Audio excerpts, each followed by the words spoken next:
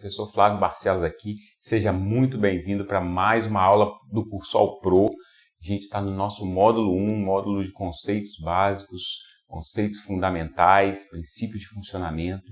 E hoje nós estamos na 13ª aula já, ó, como é que passa rápido, hein?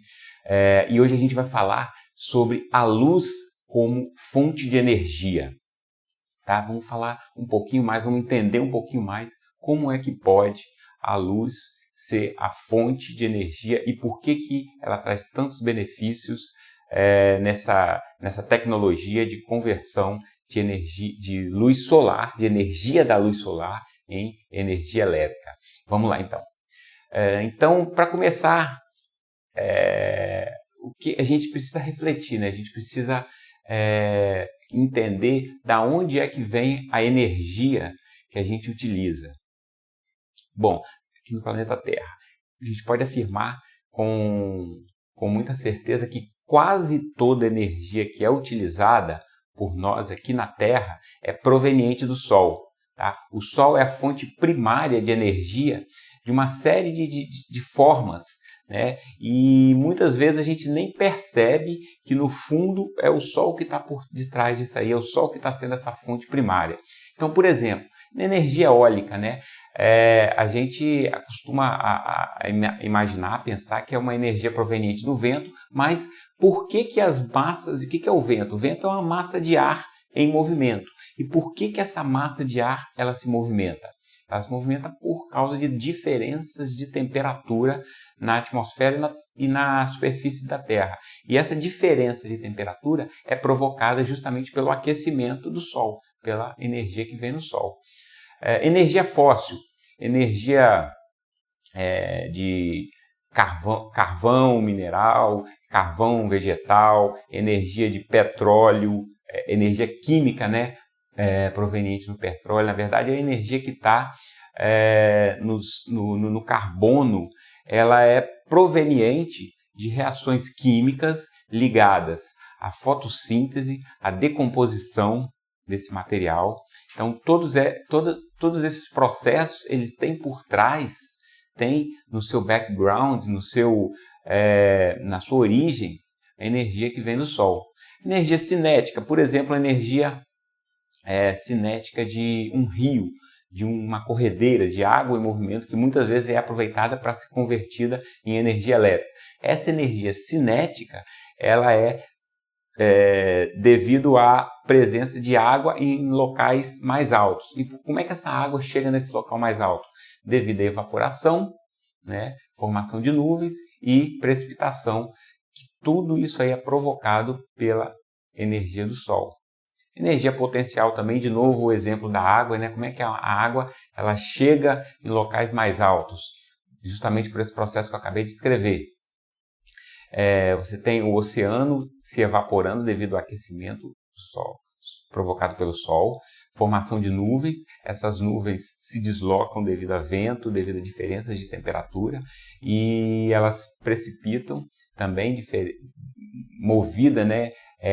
Provocada por diferenças de temperatura e vai chover em locais mais altos e essa energia ela pode ser acumulada em reservatórios transformada numa energia mecânica potencial. Então, a hidrelétrica, nos exemplos que eu acabei de falar, né, o aproveitamento da energia ou cinética ou potencial em geradores hidrelétricos e aí transformada em elétrica.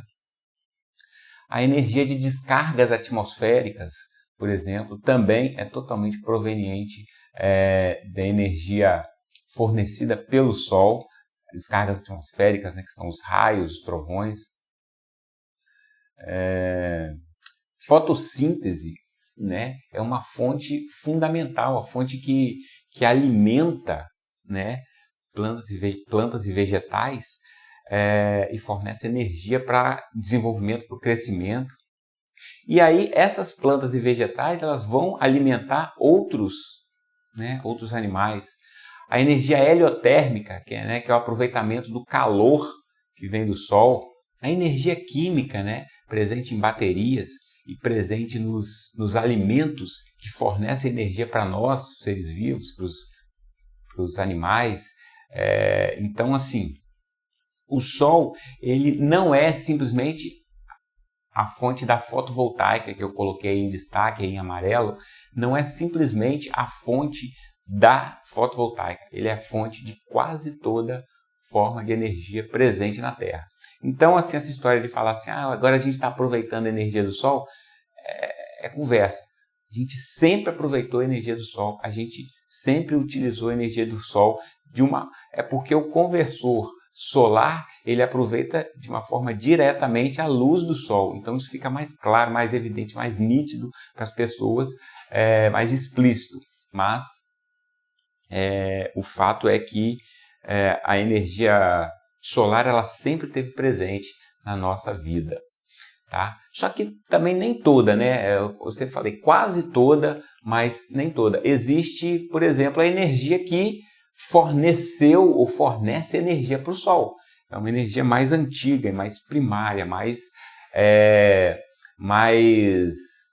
ligada à origem, né? À origem do universo, inclusive. Como a energia não se destrói, ela está circulando aí desde o nascimento do universo, né? Desde a origem. Por exemplo, a energia presente nos átomos, no núcleo de cada átomo, no núcleo das substâncias. Então, essa energia nuclear é uma energia também mais antiga do que a que é fornecida pelo Sol. É uma energia também que está presente no centro da Terra, né? O aquecimento interno da Terra ele não é proveniente do Sol, ele é um aquecimento antigo desde a formação dos planetas. Tá? E aí, então, agora a gente entendeu a importância do Sol e como que ele é uma fonte, né, primária, uma fonte já bem consagrada de energia aqui para a Terra. Agora vamos focar um pouquinho em uma parte da energia dele. Vamos esquecer a parte de aquecimento, a parte de calor, e vamos focar na parte de luz, né? O que é a luz? Tá? Na verdade, a luz ela não é uma coisa só. Ela desde Einstein, que provou que a luz podia ser duas coisas, o princípio da dualidade, ela pode se apresentar no formato de partículas, né, que é o famoso fóton, como você vê aí nessa ilustração. Pode ser entendido como sendo pequenos pedaços de matéria, né? Ela pode ser entendida também como sendo uma onda eletromagnética, como você vê aí nessa imagem. Então, a luz ela tem a dualidade, ela pode ser duas coisas simultaneamente. Então, ela pode ser partícula e pode ser onda. Isso é um conceito um pouco teórico, né? Um pouco abstrato, um pouco lá da física, mas só para a gente introduzir. A luz ela também é composta por uma gama bem grande, uma faixa, um range de frequência bem grande. E a luz visível é apenas uma pequena parte desse espectro de frequência aí, completo. Então, nessa figura a gente vê aí a parte cinza como o espectro total, ilustrando o espectro total, uma faixa bem grande, e essa partezinha colorida no meio é o espectro de luz visível, é a faixa de frequência onde está presente a luz visível. Então, em frequências maiores do que a faixa de luz visível, a gente chama de ultravioleta. E frequências menores do que a faixa de luz visível, a gente chama de infravermelho. Tá? Por que a gente está falando isso aí? Porque a gente vai apresentar agora também alguns conceitos que estão sempre presentes nos sistemas fotovoltaicos. A ideia de irradiância.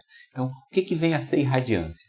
Radiância pode ser entendida como potência luminosa por unidade área.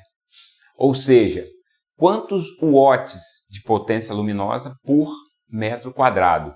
Então, a luz do Sol, né, a gente considera um valor padrão de radiância de 1000 watts por metro quadrado. O Sol fornece. Em alguns lugares fornece mais, outros lugares fornece menos. E isso varia também de acordo com a posição do Sol na época do ano, na hora do dia, mas a gente considera isso como o padrão de radiância. Então, 1000 watts por metro quadrado, 1 kW por metro quadrado. Então, ela é definida então, como uma quantidade de potência, né, dividida por área. Watt, potência, dividido por metro quadrado. Isso é irradiância. Tá?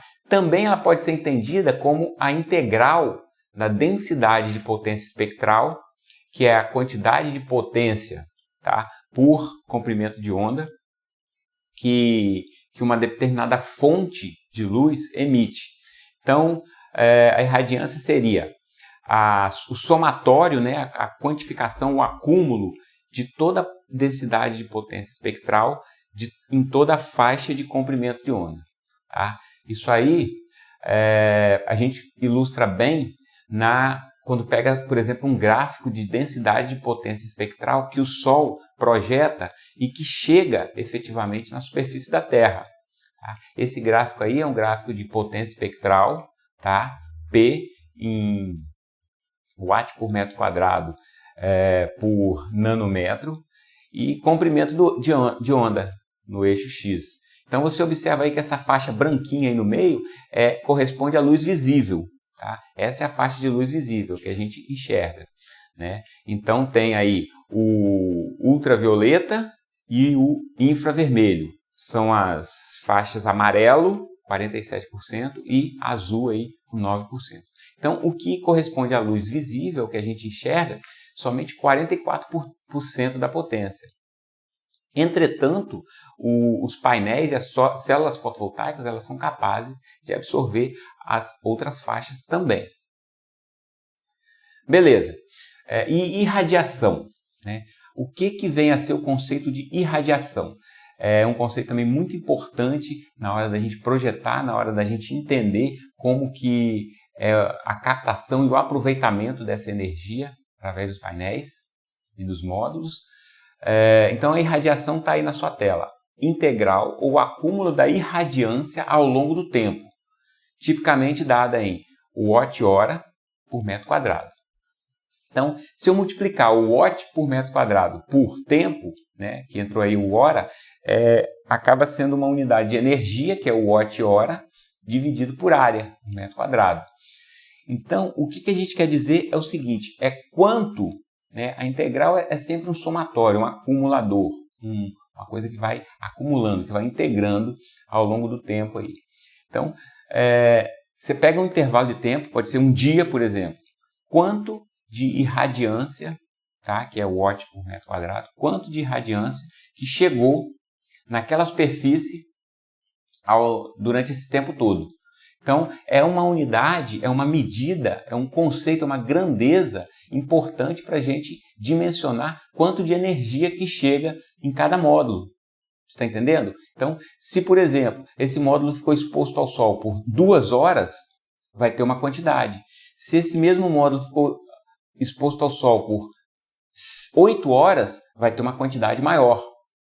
Ah, Flávio, mas a luminosidade foi mudando, ou seja, a irradiância foi mudando. De manhã cedinho tinha pouca irradiância, ao meio-dia tinha máxima, no final do dia tinha um pouco menos.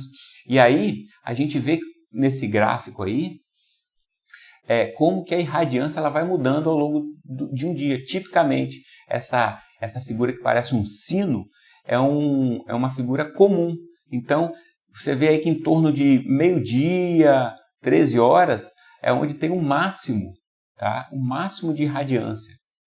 Aí ele começa a aparecer alguma coisa lá para 6, pouquinho antes das 6, e depois ela torna a chegar a 0 de novo, depois das 19. Então, isso é um dia típico de algum lugar, tá? Não está especificado.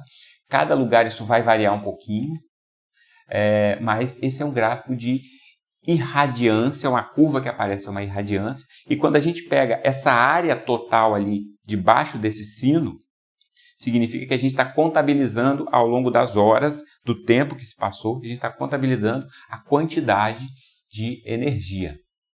Então, a área sobre esse sino é o que define para mim a irradiação. Aí vem um conceito interessante e muito importante, que a gente vai usar bastante na parte de projeto, que é a quantidade de horas de sol pico. Horas de sol pico. O que significa isso? Se eu dividir a irradiação total, né, ou seja, aquela área total, que tem um comecinho, pouquinho no começo do dia, depois vai aumentando, ao meio-dia ela é máxima, e depois vai diminuindo de novo. Se eu pegar e contabilizar toda aquela área ali, e eu dividi por 1000, que é o padrão, tá? O padrão de irradiação, nós obtemos a quantidade de horas imaginárias com irradiância de pico padrão, que seria isso daí, ó. A curva de sino, é a curva preta aí atrás, azul marinho, preto, e eu peguei toda a área dela e concentrei em uma figura que tenha altura igual, ou seja, uma figura de valor constante, um retângulo. Então, eu peguei esse retângulo aí e estou considerando que ele tem aquelas quantidades de hora como se o tempo todo ficasse em 1000 watts por metro quadrado. Você está entendendo? Esse conceito é muito importante, tá? Você observa aí que tem momentos do dia que a irradiância ela é menor do que 1000 e tem momentos do dia ali que a irradiância ela fica sendo maior do que 1000. Entretanto, se eu quiser tirar uma média, a média vai me dar a quantidade de horas de sol pico. Como se fosse a largura, tá? A largura desse retângulo que está aí na sua tela. Beleza? Então, espero que você tenha entendido esses conceitos aí que a gente conversou na aula de hoje. Isso aí vai ser bastante importante, a gente vai usar bastante aí daqui para frente. Então, por hoje é só. Muito obrigado pela sua atenção e até a próxima aula. Tchau!